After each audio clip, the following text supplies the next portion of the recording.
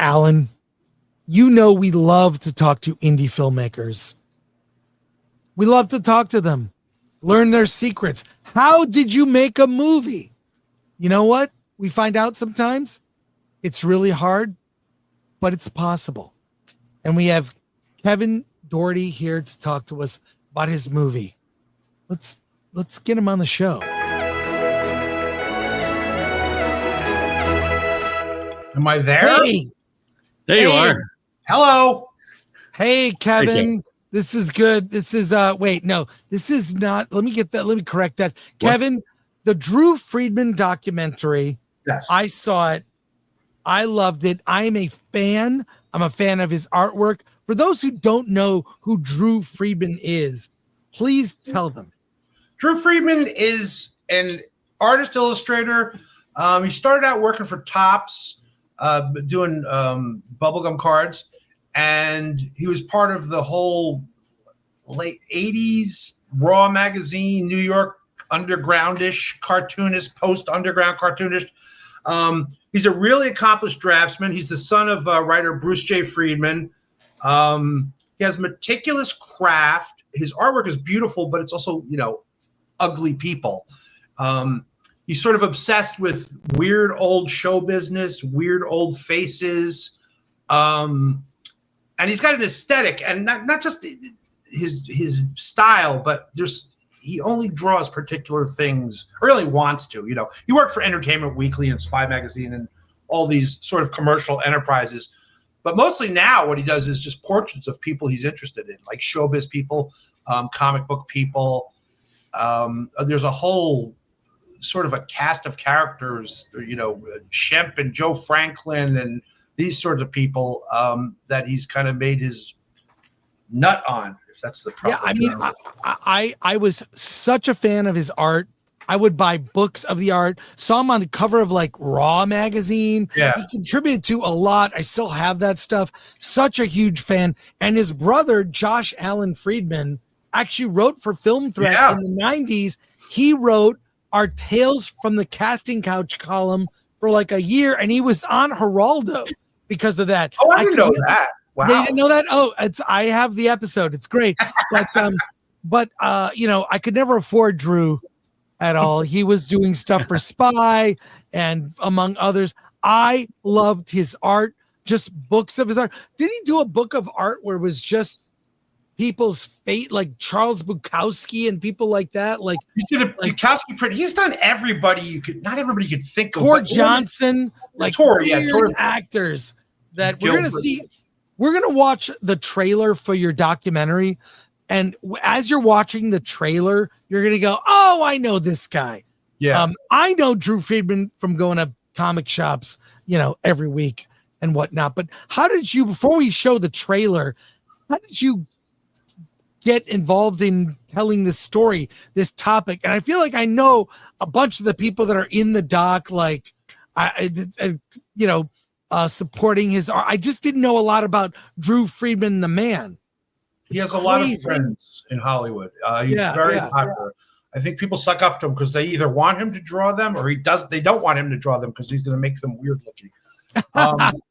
I met Drew like 20 years ago. I was doing interactive media. I was doing animation, and I was working for a company that was doing kids CD-ROMs, and they gave me like a decent budget, and they didn't like my artwork. So I said, I don't know, screw it, I'll find Drew Friedman. And surprisingly, he said yes. And the project it came out, but the company was gone. But he lives close to me. I live in Pennsylvania, and we did have lunch and dinner every once in a while. We started talking about a project, but we're like friends, and I didn't really want to pressure him, At one point, we were talking about doing a podcast because the world needs more podcasts. Right. So I said, let's do it. I don't know. We'll do a Kickstarter or something, and we'll do it for no money, which was not really what it turned out to be. But and we just took it from there. And so many people just signed on immediately. Like, you're trying to find big names. And I knew Mike Judge was a fan of his, and I'm a big fan of Mike Judge's. And I got Mike's email, and I'm thinking, well, that's a shot. And I got an email back from him like in 15 minutes saying, I will do this. I really want to do this. So it was great. And people were really excited about being in the film. Well, I mean, you really did get some real names in there to talk about. Oh my God, the poster for the movie. I want to show the poster. We'll also look at the trailer in a moment, because did Drew make the poster for the movie? He obviously. I think I had to ask him to do his own portrait. I don't know if he's done a couple self-portraits. That's designed by Alexander Isley, who is a fantastic graphic designer. And I just couldn't have. I mean, we sent him he really went all out on this, and he did it gratis, I should say. That's a good image. His style is so recognizable. I love it.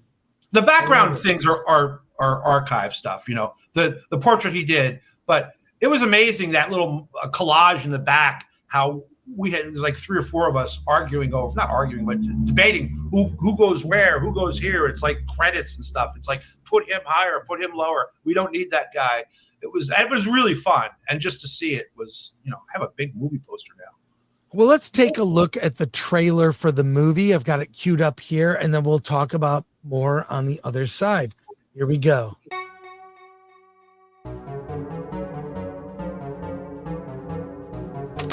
This is a film about art.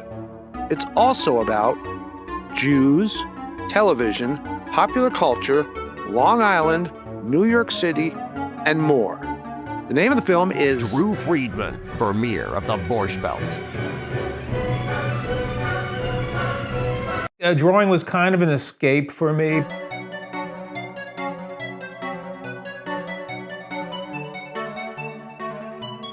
Shemp, yeah.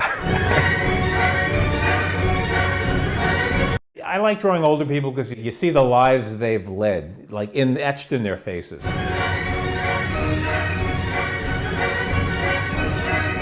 There's a darkness to it. It's almost like there's all the cartoonists, and then there's Drew Friedman. I don't know where he got the images. I don't know if he made them up or what. I don't think that Drew Friedman is sunk in nostalgia. He is sunk in celebrating survival on the fringes. His art spoke to that fascination I had, that was almost a morbid fascination with show business. Obscure people in show business that people don't remember. Here's a guy who stays up late at night and watches old movies just like I do. Drew is at least fighting a good fight, saying there was once a man named Norm Crosby. It's beautiful. That really, to me, is the essence of Drew Friedman. Drew Friedman, Vermeer of the Borscht Belt.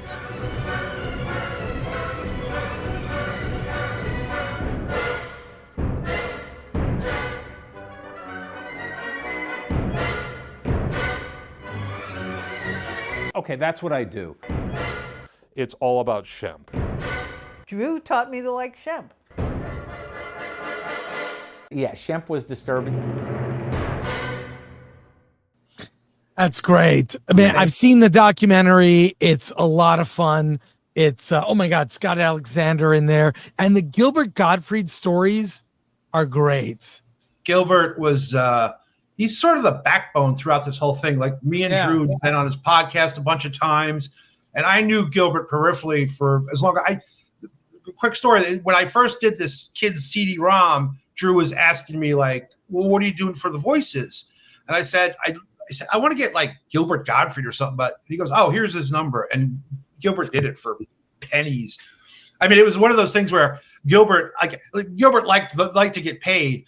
And, but I said, dude, it'll be 20 minutes and it's a couple $100. And he was fine with it. And it was just real. And it just, over the years, hanging out with Gilbert has been a very surreal, strange experience. How'd you get the rest of those interviews? You had Mike Judge, Mark Maron. Most of them were fans of Drew. Maron's a fan. Mike Judge is a fan. Larry Karaszewski and Scott Alexander are fans. Merrill Marco's a fan. Everybody, Drew knew pretty much everybody, or they knew him by reputation. A lot of people, I don't think he ever met Mike Judge, for instance. And everybody was just, I can't think of too many people. If there's people we didn't get, it was scheduling and logistics. It wasn't anybody saying I wouldn't do that. And to do it for me, who the hell am I? But they wanted to do it for Drew, and I was real psyched about it. Now, tragically, since you finished the doc, Gilbert Gottfried passed away. How long have you been working on the documentary? I know from personal experience, it takes a long time to make a doc. So I spent years waiting for Attack of the Doc. No, I loved it. It was great. Thank you so much. I mean, that was actually quick, honestly. I mean, even with COVID. Yeah, that was my excuse. It was like 2018. I kind of had the concept, and then it came out, in 2023. So 5 years. That's short for a doc. I think it took me, I think I got, my Kickstarter was like the end of 2017. And then I was sort of futzing around. I still didn't quite have enough money. And then COVID happened, and it was like, and that kind of, that's my story, and I'm sticking to it. Blame COVID, not me. But I didn't have a hard deadline until I got involved with Shout Factory, who've been really great. But at one point they said, where's the movie, Kev? And they were not, the major investor, but they were really great to me.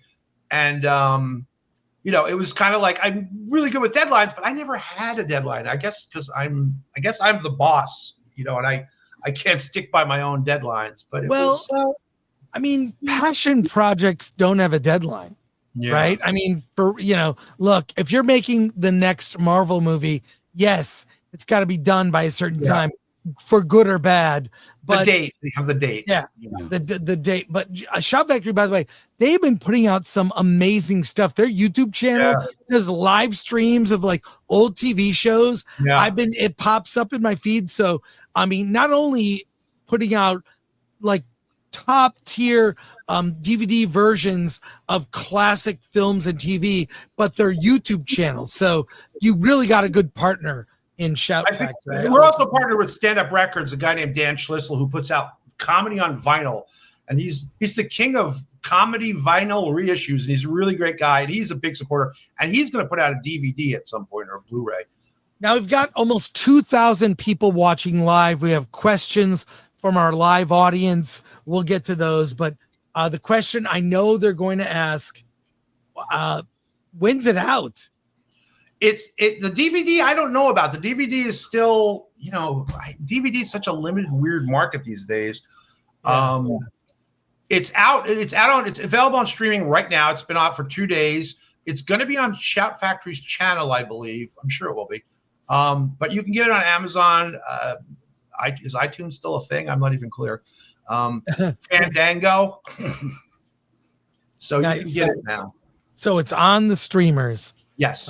Let's go to comments, Alan, if you help me out here. Sure. Lord Thoth looks like fun. And Brock Samsite, Shemp is awesome. Love Shemp. Okay. Olo Liuqui, congratulations. Thank you for immediately answering about the physical media first. Hey, I'm a fan. It's just a hard road to travel, I guess, for sales. Yeah. ADL's 24. You had the importunity to interview the late Gilbert Gottfried for the project. What was it like speaking with him, and when did that take place? Gilbert, that was 2000, right? Well, I'm trying to think when he died. It was 2 years ago, I think. Probably 4 years ago. It took place. We sort of grabbed him. We have all kinds of footage of Gilbert. He shows up at a lot of Drew's events and things like that. But he was doing his podcast. And I didn't know he was ill, but I kind of sensed something was off because he's probably almost the same age as me, but he's like a little old Jewish man. So he always seemed kind of frail and skinny and tiny, but he did the podcast and we didn't really schedule, but he's really agreeable and whatever, and he was real tired. And I'm thinking, oh, this is going to be, and then we sat him down and you could see before, like we're rolling, he looks like he's just going to drop. And as soon as the camera went on, boom, he was going. He just went all out. It was amazing. He could turn it off and turn it on. But he was sincere. He wasn't like, people always ask, what is Gilbert's voice really like? And I go, to me, he always sounds the same because he could be that thing at any second, and he was a really interesting, I think the funniest person who ever lived, not just because he's in my movie. I just think he was always hilarious. He's one of the best interviews in the whole doc. It's really great. So there's so much Gilbert stuff out there. One of the best things to watch is you go on YouTube and you watch Gilbert shows up at the local news in Omaha for 25 with the blonde, platinum hair anchor and the Ted Knight looking guy, and he just does not have a filter. He doesn't curse though. I give him credit for that. He's not going to slip. He's a professional, but he was a professional crazy person. All right, Patrick Lemire. Friedman did an incredible poster of Dana Gould's Plan 9 from Outer Space live read. I treasure it. I think I did the layout on that. I did some graphic design and typography for that. And Dana Gould's doing that again, actually. He's doing another live reading of Ed Wood's Plan 9 from Outer Space. All right, Christopher Moonlight Productions. I got my start as an indie filmmaker interviewing artists at comic book cons and art galleries. What do you think are the lessons narrative filmmakers can learn by doing documentary work? Documentaries have to have a structure and sort of high points, low points, rising action like a narrative film. But you don't write it ahead of time. You kind of can outline things, but you never really know. And you're just stuck with you get all these people, and then you're like, I need a bigger boat. It's like you can learn, and it's tough. But I kind of like that, montage. I'm an editor, really, more than a director. And I like putting things together in juxtapositions and collage and montage and all that kind of fancy stuff. But I had a really high-priced documentary consultant. I won't name him. He was a great guy, but he wanted all this heavy-duty emotional arcs, which I didn't think was appropriate. I think it was more of an intellectual exercise of film. It wasn't Crumb, it wasn't Terry Zweigoff's Crumb, which is an awesome film, and Terry was really nice. I love that movie. But it's hard. It's hard to structure a documentary, and it's like I always kind of said, it was in the back of my mind, let's do a Drew Friedman documentary, and I'm like, well, nobody's dead yet. You don't have to be dead, but it's kind of like writing somebody's biography. Like I was reading a Bowie biography I picked up. I thought it was new a couple months ago, and I'm waiting to hear about the end, and it's like, oh, this was published while he was still alive. So it's kind of a weird dramatic arc to kind of tangle when you're doing a documentary. Yeah. All right. And ADL's 24. How long did it take you to wrangle together the cast of characters you interviewed for the doc? What names were most eager to speak on the work? And was there anyone who slipped through your fingers? Writers Laurie Karaszewski and Scott Alexander were like on board from the second. They're great. Yeah. We got to, I didn't get, I think we were supposed to have Art Spiegelman, and we just kind of like bounced around for so long we never got to him. And Drew was really eager to get all these people. Like he would always send me, how about this guy? How about this guy? How about this guy? And I'm like, we only got like so much time, and every time you go to do another interview, you end up, it costs more than you think. You think it's just an interview, but you got to travel, you got to get ready, But yeah.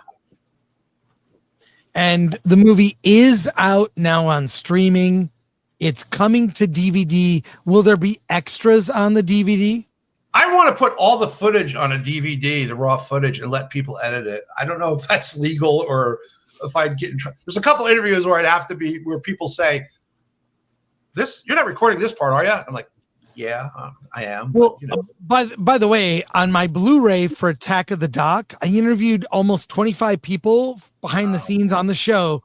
I put their entire unedited interviews on the Blu-ray in audio form. That's great. So it's like, and the interviews are like an hour to 2 hour each. So it's insane amount of extras on the Attack of the Doc Blu-ray. If you do people still do, like, remember Robert Rodriguez would do these extras like in the Spy Kid movies were okay, but he did these extras that were amazing. The studios don't spend a lot of money producing these. They used to have like movie size budgets for some of these Blu-rays. It was insane, millions, literally. Now it's commentary, a few deleted scenes. We've got a gag reel. That's it. And trailers. Yeah. It's the whole DVD market. I still think it's the idea that studios stopped supporting it. I feel like people still want that stuff, but it's very sad where modern DVDs. Streaming killed it. Streaming killed too many things. What's the window of opportunity for DVDs to become hipster collectible targets like vinyl? And I mean, there's whole movements, people saying, hey, physical media, support physical media, because they can't take it away from you.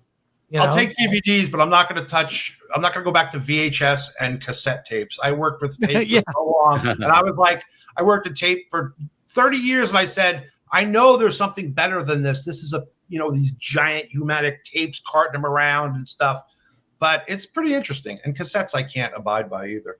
Yeah, well, I'm a Blu-ray. I still have some Laserdisc. Honestly, I still have some VHSs. I have a couple. I keep seeing auctions for VHSs going for thousands of dollars, and I'm like, there's a whole collector VHS society, and there's even this YouTube channel, the Found Footage Fest. Yes, I love those guys. They collect and they put out, they do their shows built around found footage. They have so much great stuff. Hey, Kevin, thanks for talking to us. Thank you. Drew Friedman. Thank you, Alan and Chris. Vermeer of the Borscht Belt is out now on VOD. Look it up. Drew Friedman documentary coming to DVD soon. Kevin, thank you for talking to us. Thank you, Chris. Thank you, Alan. A big fan. Thank you. Thank you, guys. All right. Take care, Kevin. Congrats on the doc.